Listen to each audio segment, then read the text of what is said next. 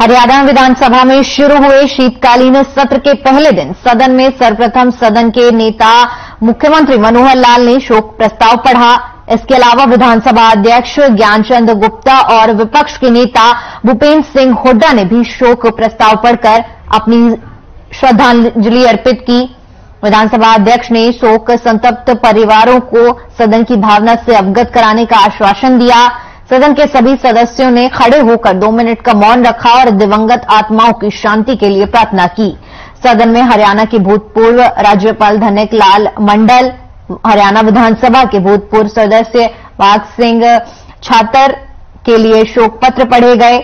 मातृभूमि की एकता और अखंडता की रक्षा करने के लिए सर्वोच्च बलिदान देने वाले हरियाणा के 17 वीर शहीदों के निधन पर शोक व्यक्त किया गया। इसके अलावा सदन में सिक्किम के जेमा में हुए हादसे में 16 जवानों के हुए दुखद घटना में निधन पर भी गहरा शोक प्रकट किया। वहीं संतप्त परिजनों के सदस्यों के प्रति अपनी हार्दिक संवेदना प्रकट की।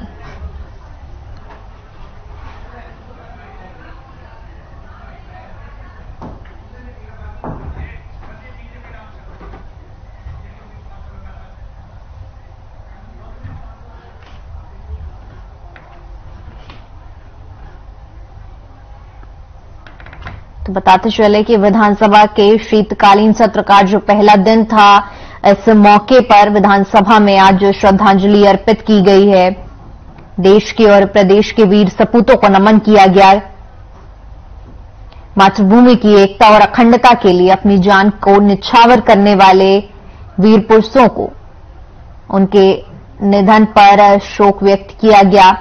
बता दें कि सिक्किम के जेमा में जो हादसा हुआ है उसमें 16 जवानों की दुखद मृत्यु हुई है और इस पर भी सदन के दौरान शोक व्यक्त किया गया है। तस्वीर भी हम आपको दिखा रहे हैं।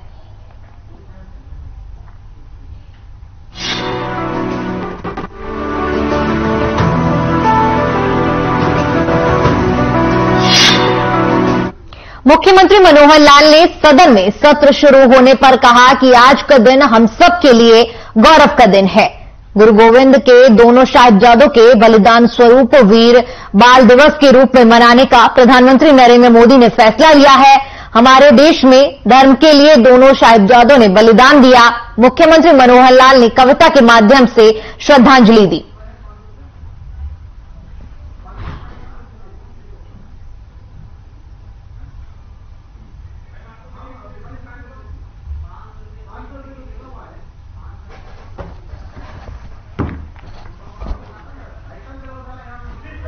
जानकारी सदन के सामने रखना चाहता हूं।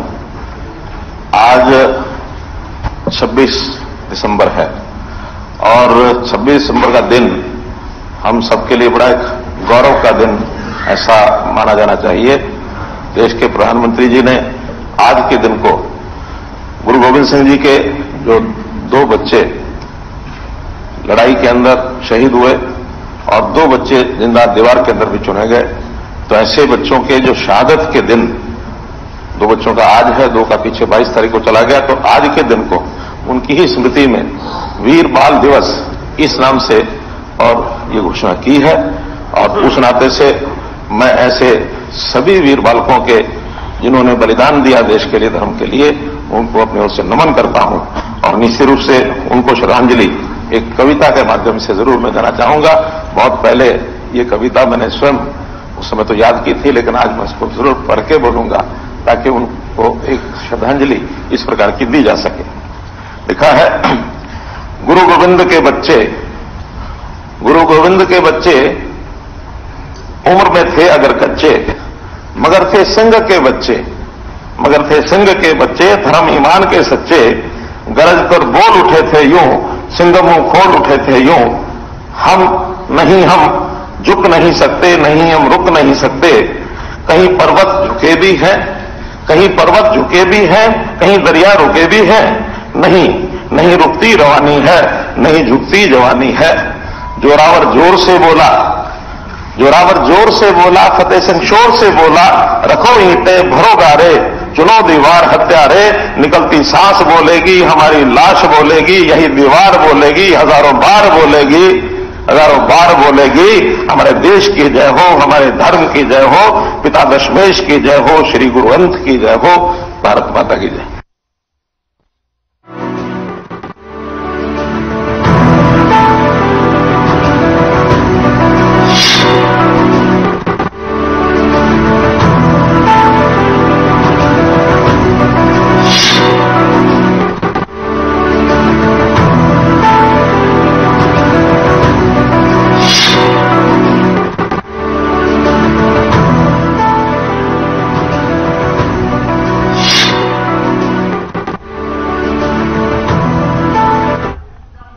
हरियाणा विधानसभा का शीतकालीन सत्र आज से शुरू हो गया है। शीतकालीन सत्र के पहले दिन अपराधियों और नशा तस्करों पर सरकार का एक्शन पर हंगामा हुआ। सीएम मनोहर लाल ने कहा कि अपराध से बनी संपत्ति और उसका साथ देने वालों के खिलाफ कार्रवाई जारी रहेगी। ड्रग तस्करों की संपत्ति पर सरकार ने शिकंजा कसा। इसके बाद उन्होंने विपक्ष से पूछा कि क्या विपक्ष ड्रग तस्करों पर कोई कार्रवाई के खिलाफ है। मुख्यमंत्री मनोहर लाल ने कहा कि लोग अपराधी का साथ छोड़ें, ये माहौल प्रदेश में बनाना पड़ेगा। अपराधी का साथ अगर लोग सहभागिता करेंगे तो कार्रवाई होगी।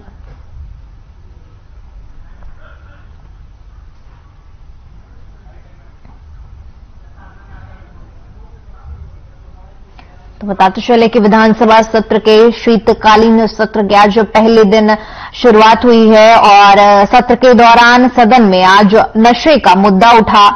इस दौरान सीएम मनोहर लाल ने करारा जवाब देते हुए साफ तौर पर बात कही कि ड्रग तस्करों की संपत्ति पर सरकार ने शिकंजा कसा है और साथ ही साथ उन्होंने विपक्ष से सवाल भी पूछा है कि क्या विपक्ष ड्रग तस्करों पर हुई कार्रवाई के खिलाफ है। तो सदन में आज नशे का मुद्दा उठा था। इस दौरान साफ तौर पर कहा गया है कि अपराधी का साथ देना, अगर लोग अपराधी का साथ देते हैं तो उनके खिलाफ कार्रवाई जरूर की जाएगी।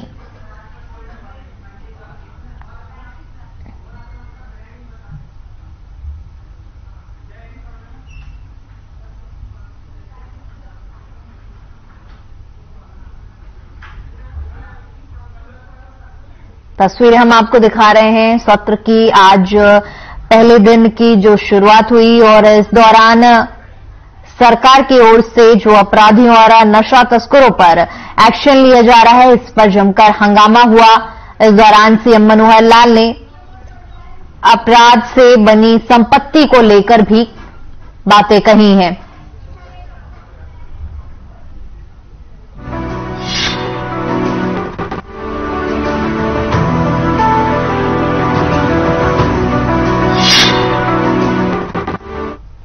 मुख्यमंत्री मनोहर लाल ने स्वतंत्रता संग्राम के महान सेनानी शहीद उधम सिंह की जयंती पर उन्हें नमन किया, जहां उन्होंने ट्वीट कर लिखा कि सिर्फ लंदन जाकर जलियांवाला बाग नरसंहार के दोषी जनरल डायर को गोली मारकर निर्दोष लोगों की हत्या का बदला लिया, बल्कि करोड़ों भारतीयों के मन में आजादी की ज्वाला प्रज्वलित भी की है।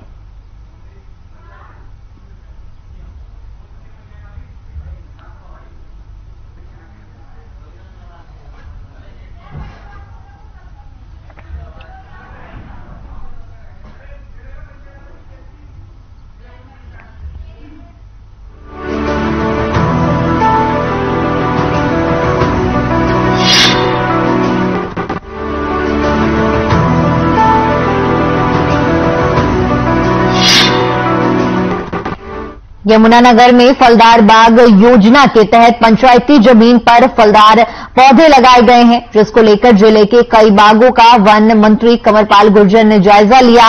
उनके साथ डीएफओ सूरजभान समेत कई अधिकारी और कर्मचारी मौजूद रहे, जहां वन मंत्री ने योजना के फायदे गिनवाए और ज्यादा से ज्यादा पंचायतों को फलदार बाग योजना से जुड़ने की अपील की। इस दौरान वन मंत्री ने कहा कि रानीपुर गांव में 50 एकड़ की पंचायती जमीन पर इस योजना को धरातल पर उतारा है, ताकि जिले भी हरा भरा रहे और पंचायत इससे आमदनी कर सके।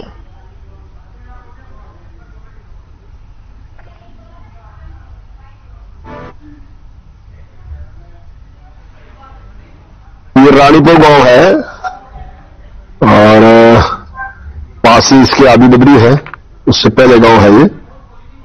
तो यहाँ पे 50 एकड़ जमीन है जो पंचायत ने बी बाग लगाने के लिए, और उसमें 10,000 पौधे नहीं लगाए। ये जो आपको ऊपर दिखाई दे रहा जैसे मिट्टियां, तो ये इसलिए है कि ये जो पाला पड़ता है ना, तो आम का जो पेड़ है वो सूख जाता है उसकी वजह से, तो उससे इसकी सुरक्षा के लिए ऊपर अपने डालने का काम किया। ये हमारे माननीय वन मंत्री जी का विजन था कि पंचायत की जो जमीन है उनमें फलदार पौधे लगाए जाएं ताकि वहां के जो लोग हैं लोकल, उनको रोजगार मिले, पशु पक्षियों को आश्रय मिले, वाइल्ड लाइफ लोगों के खेतों में नुकसान ना करके उनको वहां बसेरा मिले और पंचायत के साथ में आमदनी हो। बेगमपुर गांव की जो पंचायत लैंड है उसमें इसी वर्ष 22-23 में ही बाग लगाया है। करीबन 25 एकड़ जमीन है और उसमें 3270 पौधे लगे हैं। आम के करीबन 1700 हैं, अमरूद 850 के आसपास हैं, अभी लीची है, नींबू है, मौसम्बी है। तो वो हम जो है ना 3 साल देखभाल करेंगे, 3 साल के बाद गांव वालों को हैंड ओवर कर देंगे उसको।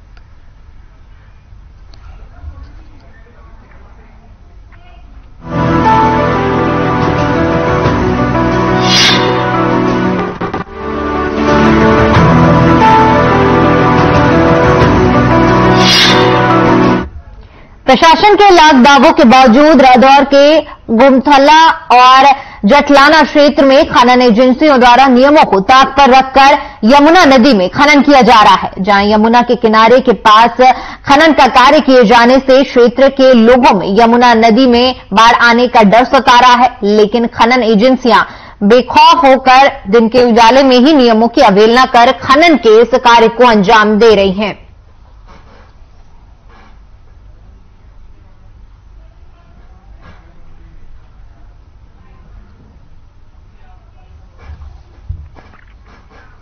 इस तरह से गुमथला जटलाना क्षेत्र में प्राकृतिक धारा को मोड़ करके और यमुना नदी के किनारों के पास आकर के बहती यमुना की धारा में बोट लगाकर खनन की जा रही है।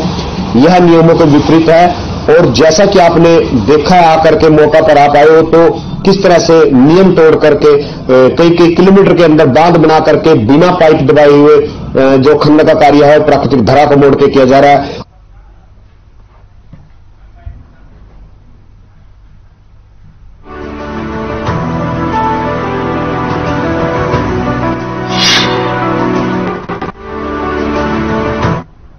वहीं पटवारी और कानूनगों ने आज अंबाला के डीसी दफ्तर के बाहर धरना दिया।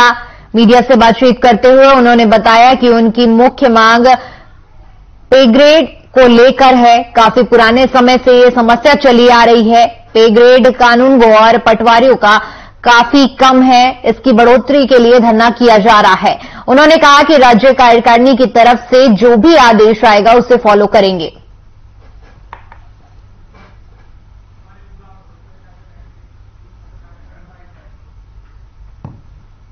हमारी सबसे बड़ी मांग यही है कि पे ग्रेड की, जो काफी पुराने समय से चल रही है, जो पे ग्रेड हमारा पटवारी और कानूनगो का काफी कम है, अब इसकी बढ़ोतरी के लिए पे ग्रेड की मेरी मांग चाहिए। मैम हमारी मेन मांग है पे ग्रेड अपग्रेडेशन के लिए, जो हमारी बहुत लंबे समय से पेंडिंग है। हम 34,500 का पे ग्रेड के लिए डिमांड कर रहे हैं, क्योंकि जो दूसरे डिपार्टमेंट्स हैं उनके अंदर सेम क्वालिफिकेशन के अंदर ज्यादा पे ग्रेड ले रहे हैं हमारे से। मतलब ट्रेनिंग की उनकी कम है, 1.5 साल की ट्रेनिंग हमारी होती है, उनकी 1 साल की 6 महीने की ट्रेनिंग तो होता है, और ग्रेजुएशन हमारी है, ग्रेजुएशन उनकी बेसिक जो क्वालिफिकेशन है, लेकिन वो ज्यादा पे ग्रेड पे काम कर रहे हैं, हम कम।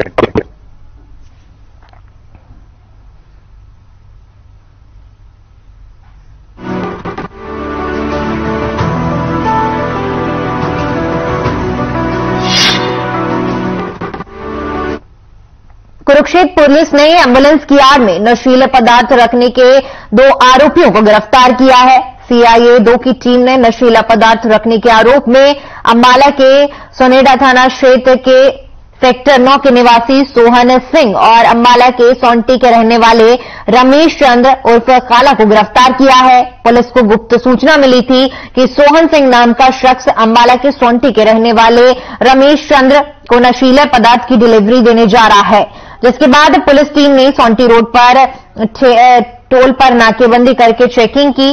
थोड़ी देर बाद पुलिस टीम को सामने से एक एम्बुलेंस आती हुई नजर आई, जिसकी तलाशी लेने पर 80 किलोग्राम चूरा पोस्त बरामद हुआ। पुलिस ने आरोपी के खिलाफ थाना इस्माइलाबाद में मामला दर्ज करके आरोपी सोहन सिंह को गिरफ्तार कर लिया है। आरोपी की निशानदेही पर नशीला पदार्थ मंगवाने के आरोप में अंबाला के सोंटी के रहने वाले रमेश चंद्र को भी गिरफ्तार कर लिया गया है।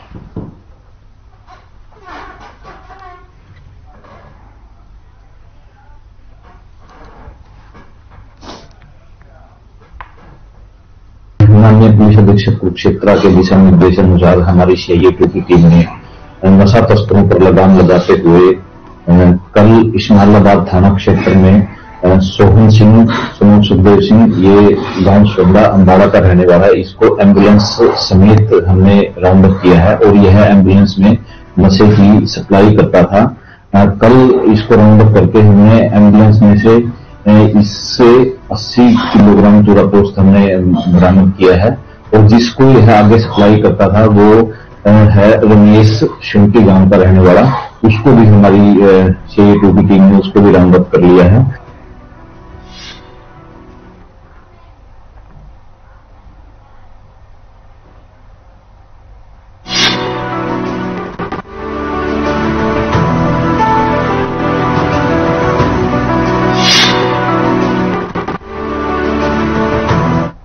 पानीपत की परशुराम कॉलोनी और विकास नगर के बीच एक व्यक्ति की पीट कर हत्या कर दी गई। हत्या करने के बाद युवक का शव गली में फेंक दिया गया। शव को गली में पड़ा देख आसपास के इलाके में सनसनी फैल गई। सूचना मिलते ही पुलिस मौके पर पहुंची और शव को कब्जे में लेकर पोस्टमार्टम के लिए भेज दिया गया। फिलहाल पुलिस मामले की जांच में जुट गई है। बता दें कि मृतक सुदर्शन अपने भाई के साथ खाना खाने के बाद अपने रूम के लिए निकला था। रूम पर पहुंचने से पहले ही अज्ञात आरोपी ने उसकी हत्या कर दी। परिजनों के बयान के आधार पर अज्ञात आरोपियों के खिलाफ मामला दर्ज किया गया है।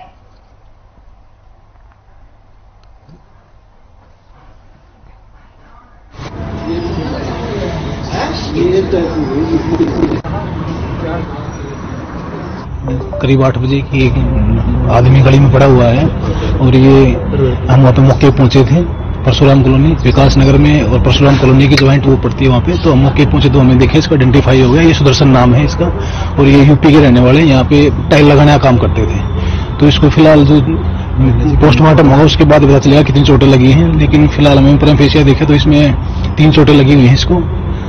तो पोस्टमार्टम होगा उसके बाद उनके बयान ले लिए हैं, उसकी FIR दर्ज करेंगे और आगे कार्रवाई करेंगे। जो एक्सपायर हुआ है वो मेरे ताऊ का लड़का था और रात को 10 बजे ये अपने भाई के पास से गया है और दूसरे रूम पे अपने जा रहा था और उसके बाद हमें नहीं पता लगा कि कैसे क्या हुआ। जैसे मैं तो कहीं और रहता हूँ और जो ये ब्रदर एक्सपायर हुआ है और इसका मर्डर किया गया है और एग्जैक्टली कुछ नहीं पता लग पा रहा है। पुलिस ने इन्वेस्टिगेशन तो की है, मौके पे सारी स्टाफ वगैरह आए थे, CIA की टीम भी आई थी।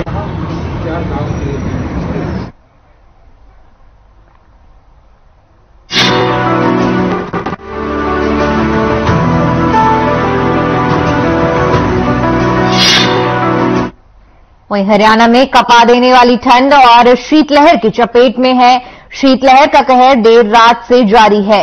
सुबह धूप न निकलने से सामान्य जीवन अस्त व्यस्त हो गया है। रविवार छुट्टी का दिन होने के बावजूद शहर की सड़कों पर अपेक्षा से भी बहुत कम लोग नजर आए। देर रात तक लोगों से भरे रहने वाले क्षेत्र दिन में भी खाली नजर आए। लगातार घना कोहरे से तापमान में भारी गिरावट आई है। कोहरे ने वाहनों की रफ्तार पर भी ब्रेक लगा दिया है। इसको लेकर वाहन चालकों को दिक्कत का सामना करना पड़ रहा है, साथ ही स्कूली बच्चों को भी परेशानियों का सामना करना पड़ रहा है।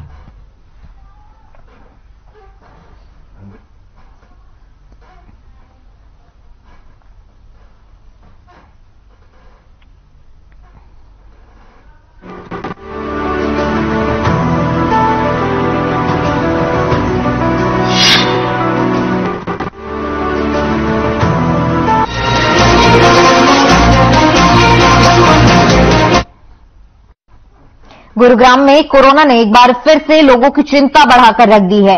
ऐसे में नए साल पर स्वास्थ्य विभाग क्या तैयारियां की गई हैं स्वास्थ्य विभाग की ओर से, इस बारे में गुरुग्राम सिविल अस्पताल के CMO डॉक्टर वीरेंद्र यादव से बात की हमारे संवाददाता सुशील ने।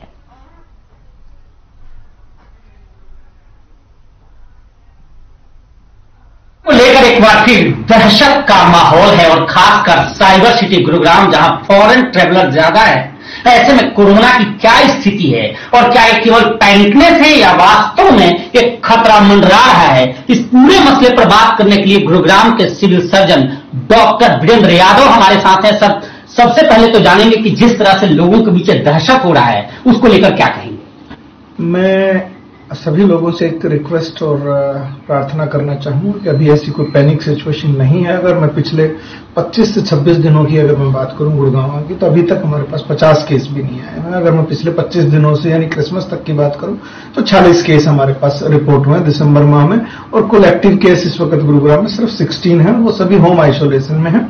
अगर 40 केस 25 दिन में, तो आप समझ सकते हैं कि प्रतिदिन 2 केस भी नहीं आ रहे हैं। लेकिन बिल्कुल कुछ जो ऐसे देश हैं जहां से रिपोर्ट हुए हैं, और BF7 के वेरिएंट्स नजदीकी दिल्ली की भी बात करूं या कुछ अन्य शहरों से भी रिपोर्ट हुए हैं, इसलिए हमें सावधानी की शायद एक बार दोबारा से फिर से जरूरत है। मास्क पहनने की जरूरत है, हाथ सैनिटाइज करने की जरूरत है, या कहूं कोविड अप्रोप्रिएट बिहेवियर दोबारा अपनाने की जरूरत है। एक सवाल और है, अमूमन में जब आपके पास आ रहा था तो कई लोगों ने कहा कि पूछिएगा कि जो सोशल डिस्टेंसिंग या गाइडलाइन, ये आदेश है या एडवाइस है? नहीं, आदेश अभी कोई नहीं है, एक एडवाइजरी है जहां तक संभव हो।